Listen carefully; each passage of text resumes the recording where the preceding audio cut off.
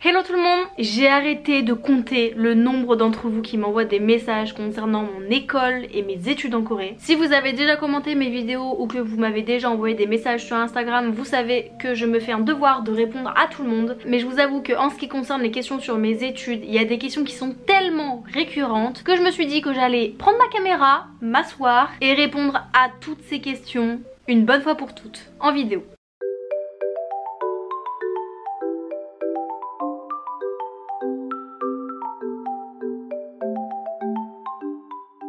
Je ne vais pas faire cette vidéo en format FAQ parce que, je sais pas, bof, j'avais pas envie, c'est tout. J'ai repris la majorité des questions qui me sont posées le plus souvent ou qui sont un petit peu intéressantes et auxquelles je n'ai jamais répondu. J'ai fait vraiment une synthèse de tout ça. Du coup, je vais juste vous parler de mon école dans les détails. Donc voilà, j'espère que pour ceux qui se posent des questions sur Ewha, sur les études en Corée, j'espère que cette vidéo vous sera utile. Je vais pas mettre en description les temps de la vidéo à laquelle je parle de ci, de ça parce que... au moins je suis honnête avec vous, ça me saoule, voilà. Il va y avoir beaucoup d'informations dans cette vidéo que je n'ai jamais données. Donc s'il vous plaît, avant de poser des questions en commentaire, parce qu'il est possible que j'ai oublié quelques petits trucs, s'il vous plaît, regardez la vidéo en entier. Je fais cette vidéo justement pour que vous ayez les réponses à vos questions. Alors regardez la vidéo avant de poser votre question s'il vous plaît, parce que si je vois les mêmes questions dans les commentaires auxquelles j'ai répondu dans les vidéos... désolée mais je pense que vous comprendrez que je ne répondrai pas du coup hein. Enfin bref, cette introduction est déjà beaucoup trop longue, j'ai pas mal de choses à vous dire donc je vais commencer tout de suite. Déjà premier point, je vais parler un peu globalement de mon université, donc le centre de langue d'Ewha. Le centre de langue d'Ewha, comme son nom l'indique, c'est un centre de coréen. Donc c'est pour apprendre le coréen. Là où je vais en venir, c'est que c'est différent de l'école et des cursus généraux. À Ewha, vous avez la possibilité de faire un cursus, on va dire, général en faculté, donc en université, en vous inscrivant à la fac normale, donc dans le cursus dans lequel vous voulez aller. Je ne sais pas du tout lesquels sont disponibles en anglais ou pas. Sachez qu'il y en a certains qui sont disponibles en anglais. Donc pour ceux ça intéresse, je vous recommande d'aller voir directement sur le site parce que je ne sais pas du tout à ce niveau-là. Dans tous les cas, le centre de langue, ce n'est pas un cursus général, ce n'est pas une licence, ce n'est pas un master. C'est uniquement un centre qui est dédié à l'apprentissage du coréen. Et les règles sont donc totalement différentes. Donc déjà, chose qu'on m'a beaucoup demandé, si vous voulez vous inscrire au centre de langue d'Ewha, vous devez vous inscrire vous-même. Comme ce n'est pas un cursus général, que ce n'est pas un cursus d'université, vous n'avez pas d'échange universitaire possible, vous n'avez pas non plus d'école partenaire. C'est vraiment un endroit où on s'inscrit soi-même quand on en a envie. D'ailleurs je précise parce que j'ai déjà eu plusieurs fois la question, ce qui est normal, je me la posais d'ailleurs au début. C'est un centre de coréen et comme tous les élèves ont une nationalité différente, les cours sont dispensés uniquement en coréen, même au niveau 1. Alors forcément c'est un coréen très facile et basique, mais vous n'avez jamais de cours en anglais. Certaines fois si les professeurs connaissent un petit peu l'anglais et qui voient que vous galérez sur certains mots de vocabulaire, sur les niveaux 1 et 2, il y a peut-être la possibilité que vous demandiez si c'est bien ça en anglais. Mais en tout cas les cours ne sont pas dispensés en anglais, mais bel et bien en coréen. Et c'est d'ailleurs pour ça qu'on progresse aussi vite dans un centre de langue coréen. J'ai aussi reçu pas mal de questions en ce qui concerne les niveaux de langue, donc de coréen à Ewha. Sachez déjà que quand vous vous inscrivez à Ewha, il se fiche totalement de si vous avez un diplôme de coréen ou de si vous avez un niveau 0. Voilà, ça n'a aucune importance. La seule chose qui importe, c'est votre niveau, on va dire, actuel au moment où vous vous inscrivez. C'est-à-dire que pour les personnes qui ont un diplôme, je sais pas, niveau 4 de coréen, mais qui l'ont depuis 10 ans et qui ont oublié la moitié des choses depuis, on vous mettra pas au niveau 4, on vous mettra au niveau avec lequel vous pouvez vous exprimer au moment où vous entrerez dans Ewha. Et pour savoir du coup à quel niveau vous êtes réellement, le premier semestre auquel vous vous inscrivez, vous aurez un test quelques jours avant la rentrée, je crois que c'est 3 ou 4 jours. Et ce test en fait c'est tout simplement un entretien oral avec une prof. C'est vraiment très court. C'est un entretien dans lequel ils vont vous tester un petit peu et où ils vont décider du niveau dans lequel vous allez aller. Bien évidemment si vous avez pris plusieurs semestres, ce test il ne se fait qu'au tout premier et après ce sera en fonction de si vous avez vos examens ou pas.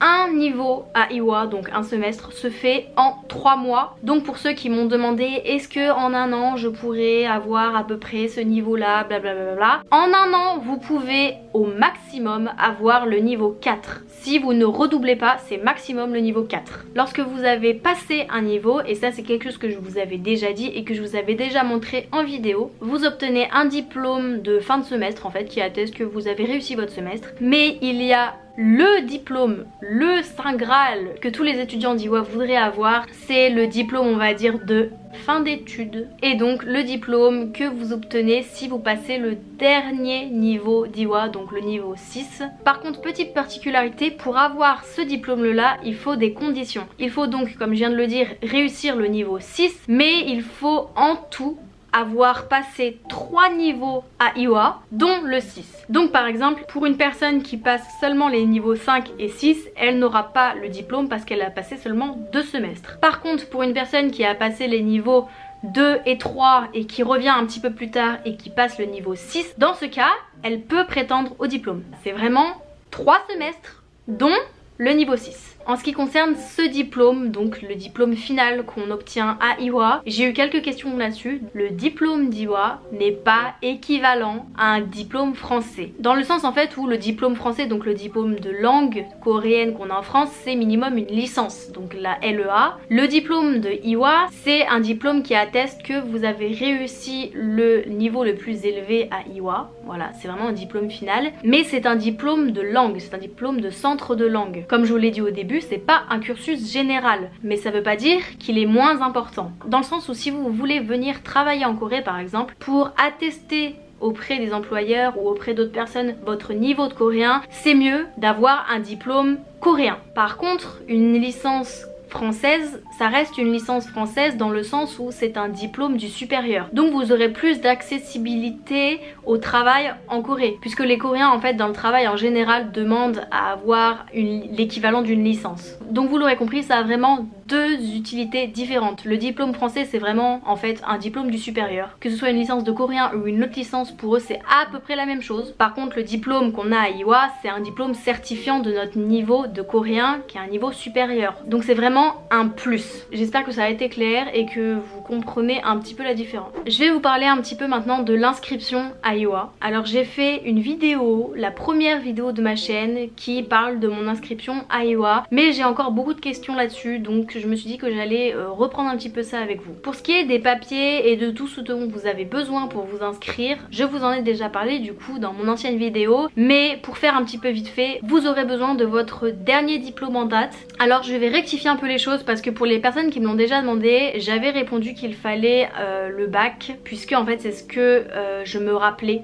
mais ça fait quand même 2 ans qui sont passés, donc écoutez, désolée. En tout cas j'ai revérifié et apparemment je me suis trompée, puisque en fait dans la liste des papiers qu'ils demandent c'est le dernier diplôme que vous avez. Donc du coup je suppose que ce n'est pas un niveau bac mais plutôt un niveau brevet, j'imagine, puisque c'est vraiment le premier diplôme que tout le monde passe. Je mets un petit bémol quand même parce que je ne suis vraiment pas sûre, mais je pense qu'en tout cas avec un brevet vous pouvez prétendre à l'inscription dans le centre de langue d'Iowa. Ce diplôme il faut qu'il soit traduit en coréen et apostillé par l'ambassade, et donc pour ceci il faut faire appel à un traducteur assermenté, très très important. Les gens qui m'ont demandé comment faire traduire leur diplôme, vous cherchez sur internet, vous trouverez des traducteurs assermentés. Attention, il faut bien que ce soit des traducteurs assermentés par l'ambassade. Vous ne pouvez pas faire traduire votre diplôme par un traducteur lambda, voilà, il sera pas accepté. Il faut également remplir le formulaire d'inscription, ça paraît logique. Vous aurez aussi bien évidemment besoin de votre carte d'identité, de votre passeport, blablabla, enfin bon, les papiers un petit peu habituels d'identité. Et pour les personnes qui veulent prétendre à un visa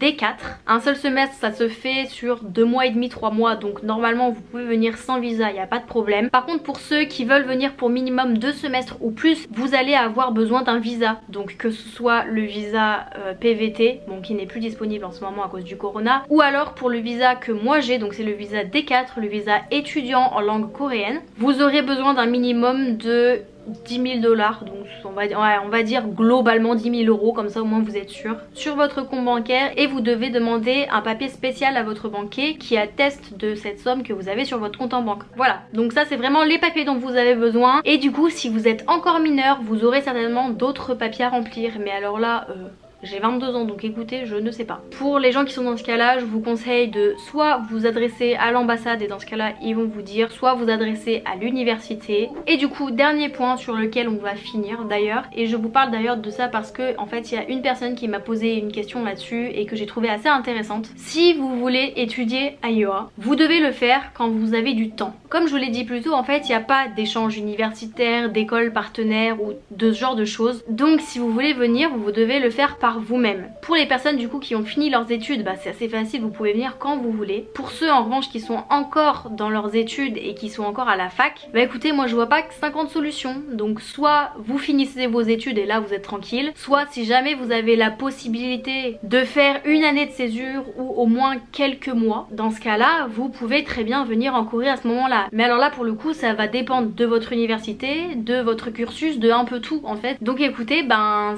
c'est à votre université qu'il faut demander. Enfin bref, j'espère que j'ai répondu à peu près à toutes les questions que j'avais jamais vraiment évoquées. Si jamais j'ai oublié des choses sur lesquelles vous êtes encore un petit peu curieux, n'hésitez pas à me poser les questions en commentaire. En attendant, j'espère vraiment que cette vidéo vous aura plu et qu'elle vous aura un petit peu plus éclairé du coup sur le fonctionnement de Iowa et le fonctionnement des centres de langue coréens en général. N'hésitez pas à liker la vidéo, à vous abonner à ma chaîne et à partager un maximum. Je vous retrouve la semaine prochaine pour une autre vidéo et en attendant, bisous bisous.